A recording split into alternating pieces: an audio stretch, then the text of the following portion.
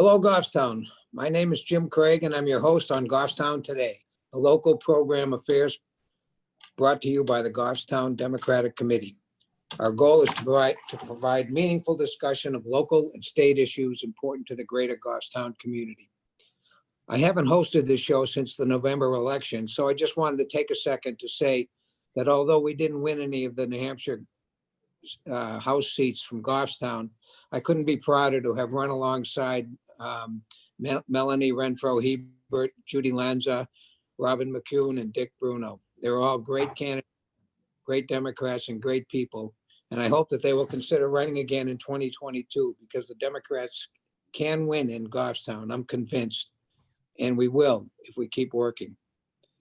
I'm happy to say that despite the Goffstown results, many good Democrats were elected throughout New Hampshire. And today we are fortunate to have one of them with us. She is Mary Heath of Manchester. Mary is a retired educator with 42 years of experience, ranging from teacher to administrator. She was first elected to the New Hampshire House in 2013, and she was just elected to her 5th term. She served 2 terms on the Education Committee, and she has served as Vice Chair of Division 2 of the House Finance Committee, and she will again serve on the Finance Committee for the next session. Mary has served as Assistant Superintendent of Goffstown Schools from 1997 to 2003. She's served as Deputy Commissioner of the New Hampshire Department of Education from 2005 to 2009. And she has served as the Dean of the Southern New Hampshire University School of Education.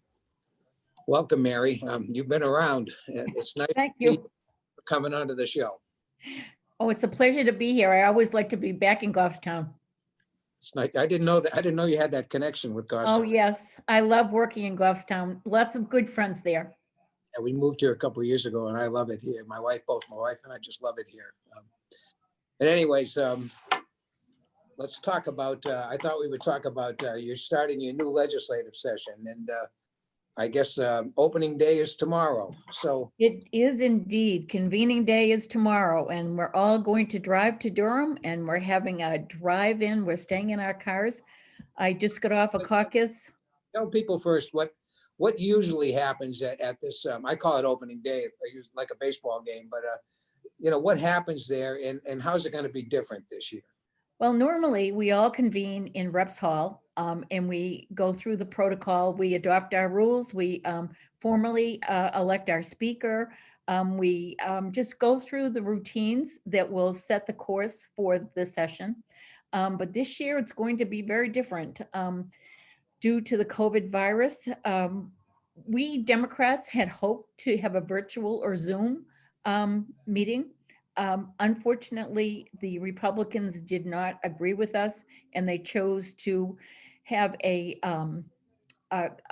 drive-in form of meeting in Durham, and we'll all drive and we'll park in our cars and we will sit, and I guess there's going to be big screens before us, and we'll have different clickers that we'll use to vote on different things. So I'm just not sure how it's going to work tomorrow, but it's going to be an interesting day. Sounds like those old drive-in movies, kind of. Just like it, yes. So what are you going to do? Park in the streets, or is it park? No, we're going to park in parking lot A, which is a big parking lot right across from the football stadium at UNH. So there's plenty of room. It's gonna. I don't know how they're gonna separate us because they've told us that we can leave at any time. So there must be enough room for us to go in and out as we need to. But we stay in our cars. And usually the speaker and all that stuff takes place at the front of the hall. And so where are they gonna do all that? So the speaker and those who need to be there are going to be standing on a platform outside. So it's going to be a long, cold day for them. What's their objection to Zoom? Well, the acting speaker, Sherm Packard, feels that there isn't enough time to sufficiently come up with a good plan to put a Zoom or some kind of a virtual meeting in place, which we've been doing it. The Democrats in the last session from March on, we were working virtually on just about everything. We did come together at UNH a couple of times in person, and we were spaced 6 feet apart. But we were really happy to do a Zoom meeting. And actually, Karen Ebel had written up a plan of how to do it for the Republican Party, but they chose not to accept it. So you did your committee hearings last year with all Yes. by Yes, everything? and it Interesting. worked well. Not the Yeah. same though. When you're virtual, it's you don't have the camaraderie. You don't, a lot of the conversations happen out in the halls. You know how it is. You've been there, so it's just not the same. But for considering where we are now, it's workable. Better than getting sick. Yes, absolutely, and none of us want that. I'm anxious for my vaccine. I have to wait a while, I guess. So I don't know if you can, I guess people might be interested in, we've got 2 new leaders, I think, in Concord. Unfortunately, Dick Hinch passed away, and Sharon Packard, I've known for a long time. Is there a general impression of what can people expect from him? I think it's pretty slam dunk that he'll be appointed, or he'll be voted speaker tomorrow. He's, in my past dealing with him, he's always seemed pretty fair. I think it would be a pretty good session, but my fear is that he's being heavily influenced by those around him. So I'm not sure how it's going to work. I never thought he was extreme in his politics, and that's probably good at this time. At this general time. So maybe, I consider we need to be healing and not further divisive. So, well, I guess I agree with you that that's what he can do, and hopefully. And what about Rennie Cushing, the minority, the Democratic leader? Oh, Rennie Cushing is a longtime House member. I think he's been in the House for at least 10 terms. He's been a zealot for the death penalty. He was the person behind repealing the death penalty in New Hampshire. He's been a wonderful member of the House, and last year he chaired Criminal Justice Committee. So he's very well known amongst all of us, and it was a change. I think we all thought that we were going to. Well, first of all, we thought that Steve would step back into that leadership seat, and then Steve chose to step down, Steve Shurtleff, and move away from that role. And so we thought Doug Lay would probably move into that leadership position, but we had an election and we had 4 people running, and we had Doug Lay, we had Rennie Cushing, we had Marjorie Smith, and we had Matt Wilhelm, who's just going into his 2nd term. So it was an interesting, we did it all through Zoom, and Rennie, we used ranked choice voting, which was interesting too. I'm not very familiar with that. And we ended up with Rennie as our leader. And Rennie's wonderful. We all like him. So it's a good thing. And let me ask you the same question. Do you think he worked together with Republicans if they're of the same mind? Rennie will work hard. Forceful with what, and that's good. I mean, with the death penalty and all that, he's got a lot done. Yep. Sometimes that doesn't mean that you can work with people in the way that a leader like that has to. And I'm hoping that, and I think he will. But oh, I agree with you. I think he will too. But I know he will also uphold our democratic values, and will try to adhere to what's right, and really work to have us work together.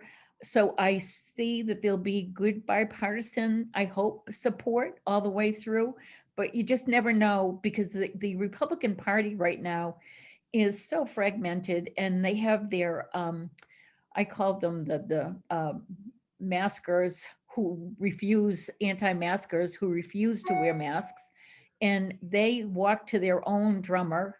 Some of them now are actually picketing by the governor's house, which is not something that we would expect would happen. So we're not sure what will happen. So they have their own issues within the Republican ranks that are pretty startling sometimes. yeah, it's a tough challenge for people, but I think that we need, we can't control Washington. We can't control a lot of things. but we can control our own behavior. And I think it's as simple as that. You know, people who have those kind of positions have to be the ones to say, hey, you know, enough is enough. So, Well, and you know, we really don't want to have guns on the floor of the house. And that's something that was one of the first things in the rules that they've changed. And the last time at UNH, we were just mortified that there were people, the anti-maskers, some of them were drinking actually in the hall, the Whittemore Hall, and UNH was very upset with us. There had to be a lot of conversations going on to even let us go back to UNH, and they said we couldn't go back inside. So that's why we're in a parking lot. that's amazing. Isn't it? It's I a mean, sordid tale, that's for sure. there's always been hooligans around, but it seems like they're more organized nowadays and everything. So anyways, that's interesting. The human dynamic to it. But can we talk about how many bills we got coming up and what you're expecting the legislature to be dealing with in these strange times? I used to always say that 95%, probably 95% of legislating is just killing bad bills, you know. And then Absolutely. if you're lucky, the 5% gets through that are good for the people of New Hampshire. I doubt that that's changed much, but tell me what you think.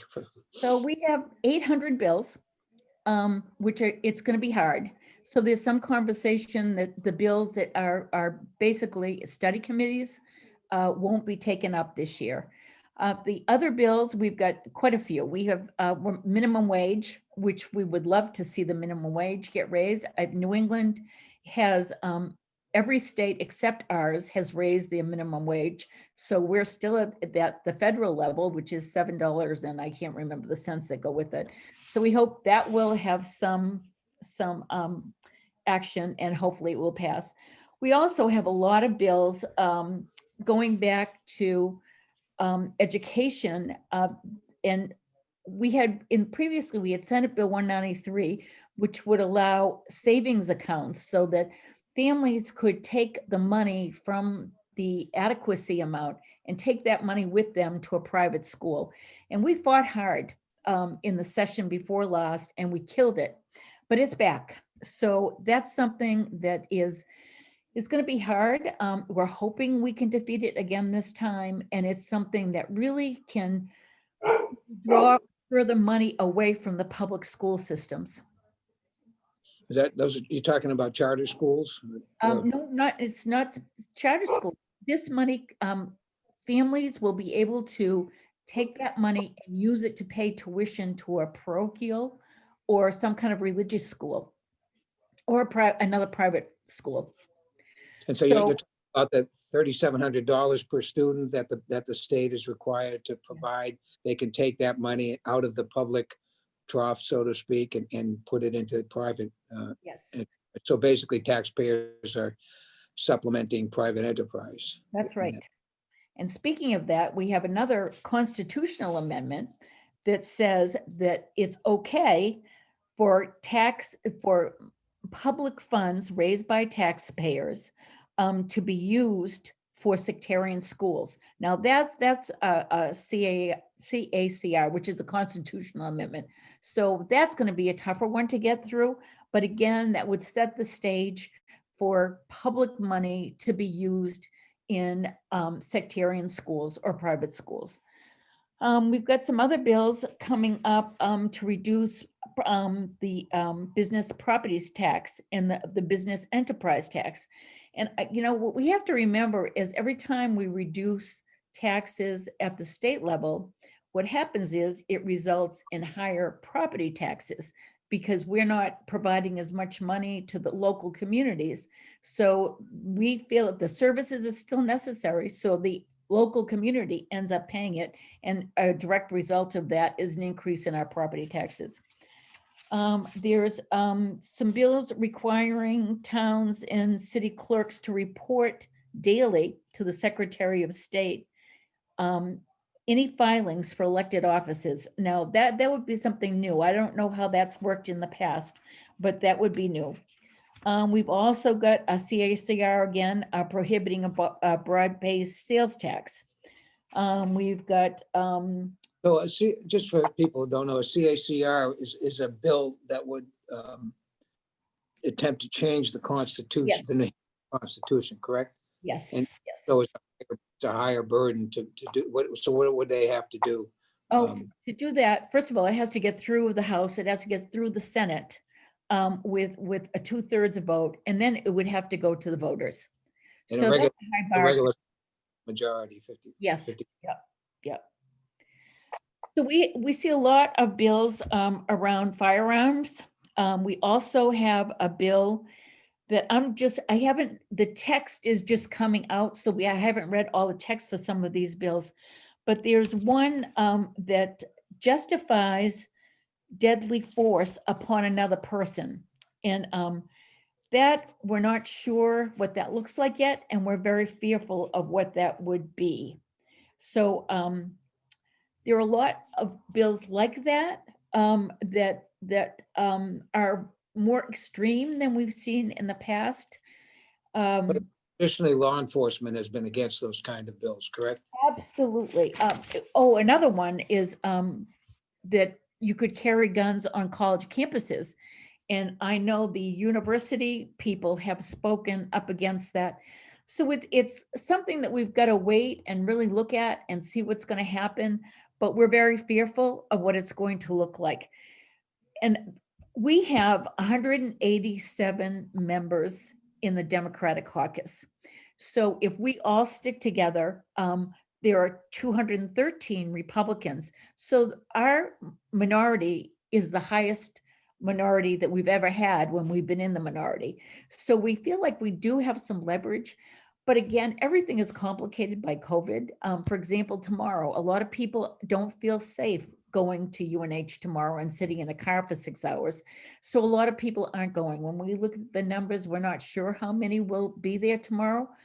So those are things that really impede our ability really to stand strong together. But we're hoping once we get back onto Zoom, then our members will really, their attendance will be 100%. So those are things that are really complicating everything.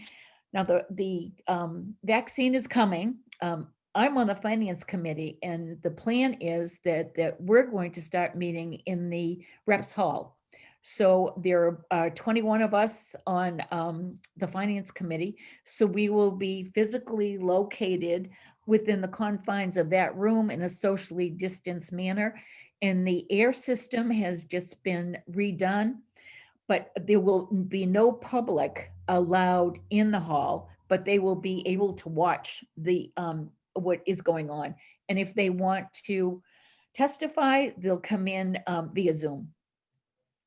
So it's a totally, completely different, a lot more complex and a lot more, just even setting up meetings is difficult because for our committee meetings, you could only handle so many, we have only so many staff. So there only can be, we'll have 2 committee meetings in the morning and 2 in the afternoon because of the number of staff it requires to get them in place, because you have so many things. The public has to have access to watch what's going on so that they have They have that. testimony, they'll Yeah. take testimony Yes. by Zoom and everything, so it'll be, they'll do the same things that they would do live, except Yes.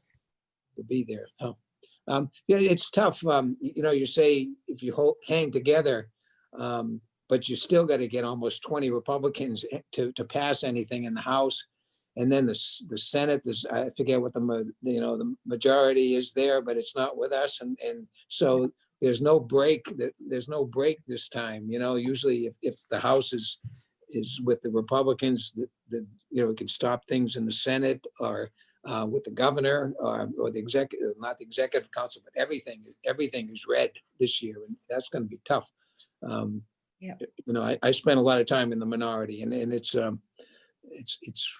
frustrating, but and challenging, but it's rewarding when you do, when you're able to pull something off. And I don't think that's the best recipe for government, but it's the way, the voters voted. So, Well, you the know, level of partisanship is so different. Even 2 terms ago, when we were in the minority, we managed to pass so many bills together. It was more bipartisan.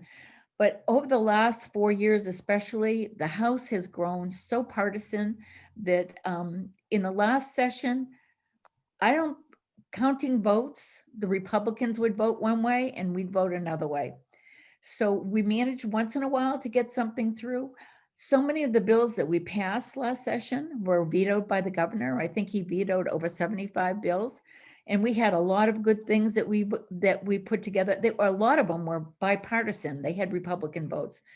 So I don't know what's going to happen this session. It's going to be a tough one. I don't know. yeah, I mean, that's what I say. You're gonna have to, there's gotta be some really people with some integrity and courage to Right. turn on, you know?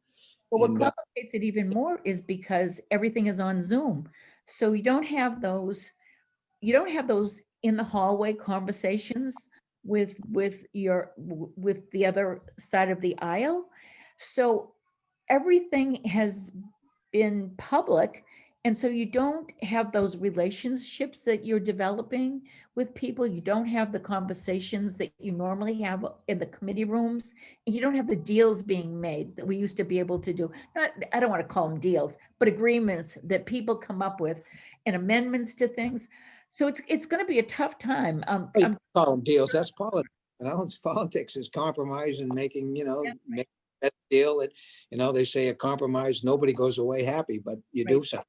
Right. Move forward. So, yeah, I never thought about that kind of the sitting around. I used to sit, used to be a smoking room in the back, and with benches, and we'd sit there with Republicans, Democrats sitting there, ragging on each other and just becoming friends, and it didn't, when it became, when there was big issues, Republicans voted Republican and Democrats voted Democrats, but there was a lot of space in between where people could just figure out what made sense and what was right and what was wrong, and go with that. And I think that's what's getting pushed aside now, unfortunately. Oh, and it's too bad because there are bills that well, working together, just I think back when the budget committee last year, which we passed a wonderful budget last year, which brought more money to school districts than we've had in 20 years.